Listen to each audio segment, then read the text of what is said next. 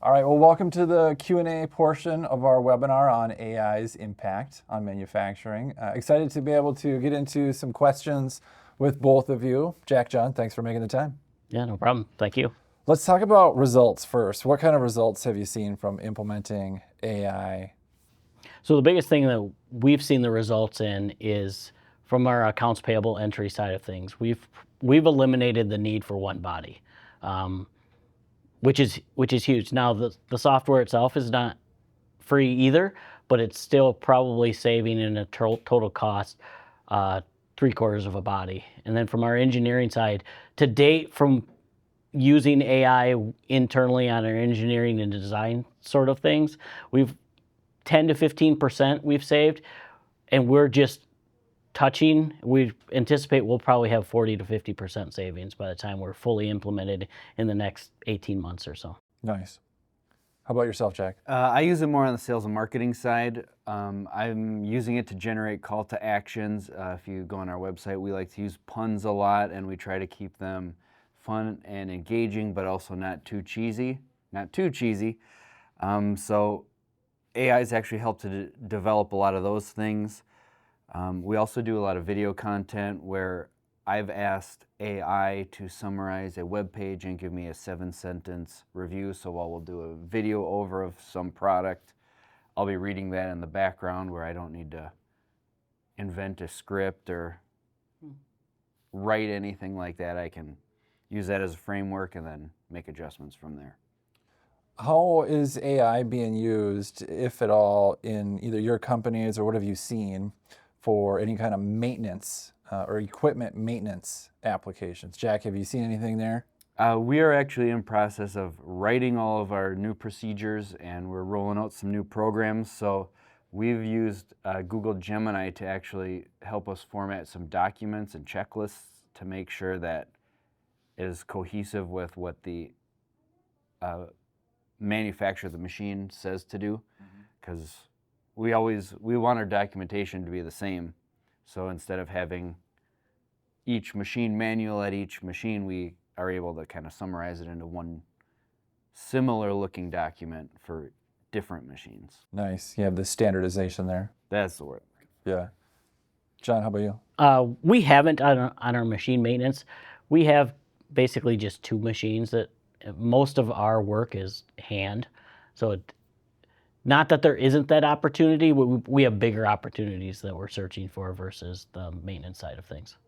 Is a bigger opportunity on the quality side of things? Are you using it in the quality area at all to get the total cost of quality down or cost of poor quality down? Absolutely, right. That's one of the big things that we're using AI for in quality, and we're just in the implementation stage and design stage of that is kind of like the face recognition that you might see, like, of course, in the movies, right, and FBI doing all that fun stuff. But we take pictures of every one of our products before they go out the door for validation of quality, and now we can use that AI from those pictures to make sure that we have quality picture, all the parts are taken a picture of, and validating that our photo process is working right and that we're getting every part actually photographed versus before, when somebody would just manually do it, they may miss a part of the panel and then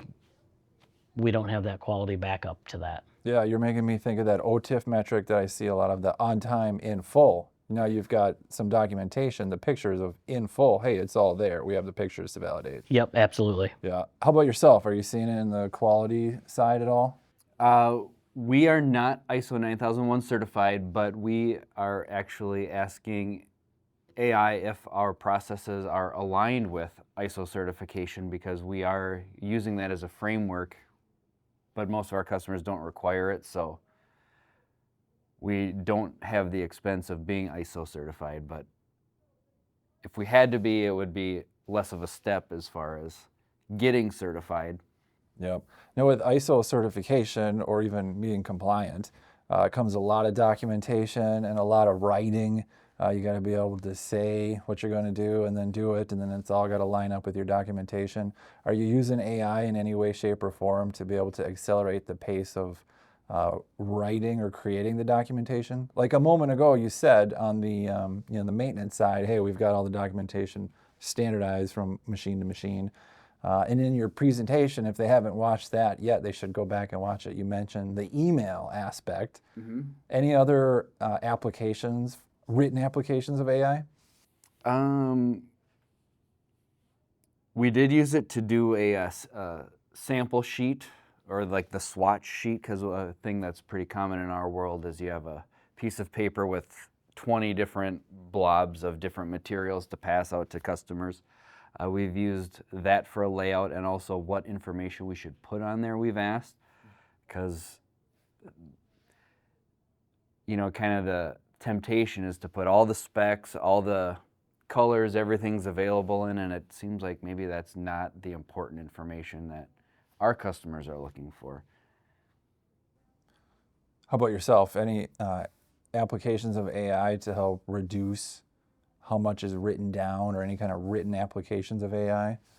Yeah, I guess from the writing side, is as the engineers are programming what they need and coming up with it, they're using our internal AI to help them write. Hey, I need to write this string code. What should I? Here, use this. This is what it is. Hey, I need to design this panel to do this. Okay, here's the string code that you would do to do that, and those types of things. So that's kind of from a documentation side, from a quality, it's mostly already all done. So it's just making sure it's there still, right?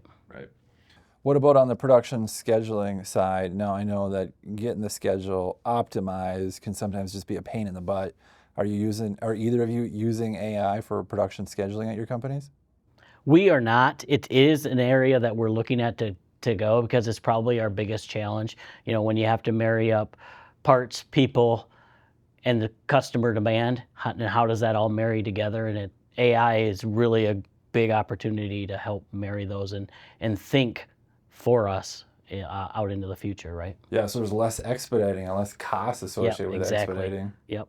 Jack, how about you? We're currently using natural intelligence, not artificial intelligence, but it is an opportunity for us to look into. All right. That's so what puns you're talking about. Yeah. Exactly. So, John, this next one I want to kick over to you, because I know you've got some in-house one big, it sounds like, in-house AI application. Can you tell us just a little bit more about why you decided to go down that path and the process to develop it? Yeah. So the biggest reason we went down that path is the inefficiencies that we had, right? So Kirby, if you were an engineer and designing a panel and you were running into, okay, what code do I need? What standards do I need? What do I need for this? You would have to research right from the start, or ask Jack, for instance, right, who's maybe done it, and he'd go, yeah, and it'd take you 2 or 3 hours to figure out what it all. Now you just type it in, it gives you the answer.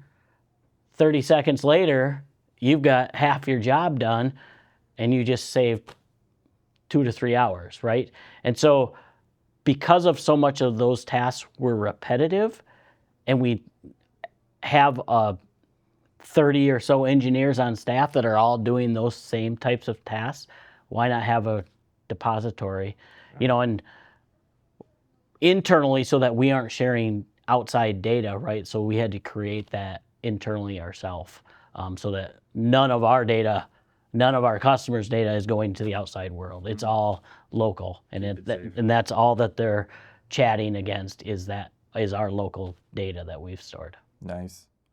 I think that's a huge application. I could see lots and lots of manufacturers going down that path because of just really the retirement age and so many people retiring out of the industry. How do you capture all that knowledge? There's that term tribal knowledge, right? Yep. How do you make sure that doesn't escape and really stays within your 4 walls? Yep. And I think you cracked the code there. Jack, how about you guys? You think you'll head down this path with your own internal AI? Perhaps. It's not something that we're currently looking at, but we've been able to get away with kind of some off-the-shelf products to begin with, and our products generally aren't as advanced where we don't have to write code. We're still making physical products that just hold something in a box. Right. I think one of the other advantages differing from you, Jack, to us is we didn't add staff to do this. We had staff that had this knowledge and ability already, and it's just sort of snowballed. They started really small and maybe they had 10% of their time they could dedicate to it. And then all of a sudden they're saving everybody. And then we got more and more. And now they have more time to put into the development of the tools versus just doing the day-to-day tasks, right? So that sounds like the perfect roadmap, for those that watch this and are listening that want to just take that first step to get started. Would you recommend that for others, or are there any tweaks? I would recommend at least exploring it. If you have the resources, it is a resource intensive, and to have that skill set, right? And thankfully for us as an organization, we have always been one who's developed our own internal softwares, and so we have a whole software development team and engineering team that's more around the design type of thing. So that's just the nature of our culture within that world. But I would explore it if I was in another organization as well, depending on their size and abilities, right? Yep. It's that make versus buy. Right. So then, there's the internal versus external. There's make, there's buy. With internal, it's, hey, we built it, we trust it, and we can tweak it. With the external, it's like, do we trust it? Where is it going? So there's kind of a big question mark there. Are there other external AIs that you do trust, that you do use for specific applications? Or have you just said, hey, let's use the internal stuff only? Well, like I said, from the vendor invoice side, we've used an external called DocuPhase is the name of the external that we've used. It's already there, it's developed, it's tested, it's true. We're not sending data to it. It's not sharing with the world. It's not looking out there and trying to write something. It's just using that AI to go, where is the name, the amount, the key details of a supplier invoice. But that's still an internal software. Like, it's not uploading information to the cloud and bringing it back. That's correct. Downloaded on your That's correct. server. That's correct. Yeah. So we're running it internally, but we bought the software to do it, right? Yep. How about yourself? Are there externals? Like you mentioned ChatGPT in the presentation. Is that one that you trust? And are there other AIs that you trust more than others? So we do not have any confidential information or proprietary information that we would upload to these, but we use ChatGPT, Google Gemini, and also HubSpot Breeze just came out. I'm not as familiar with that. That's replaced another product that HubSpot uses. So, but that's more just ties in with our CRM, so we're able to find which customers are in which bucket or how we want to sort them. Yep. Okay, last question for both of you guys. What's preventing you from doing even more with AI? It's a very difficult, it's very expensive if you're going to be an early adopter of it, because you're trailblazing and inventing things where that's our biggest limitation, is the resources to make your own product, and then a couple months later somebody else will have the same thing. Mm-hmm. Yeah, I think from our aspect, kind of along the same long lines, it's how much time, energy, resources do you put into, and is there the end result, right? And that's hard to gauge.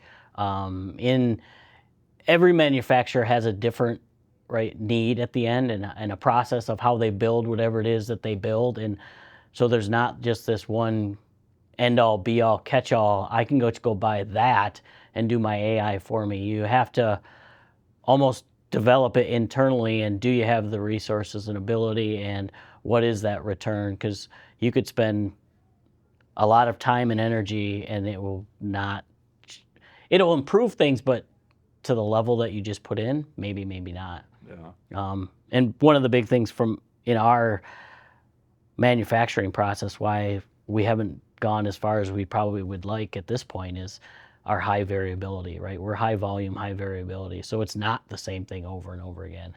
AI can really learn quickly if it's repetitive, but if it's not, it struggles more, right? I'd piggyback on that. We're a high mix, low volume, so we're doing, 50, 200, 5,000 quantities, and then we're doing 40 different jobs a day. So it'll take years before there's any real historical data that's going to make any change. And since there's such short run jobs anyways, well, if you take off 4 minutes, it's not like the price is going to cut in half or anything. Right. Thank you both very much for sharing your experience. AI is a new frontier, so I appreciate you kind of chipping away at that for everybody else here. Thank you. Thank you.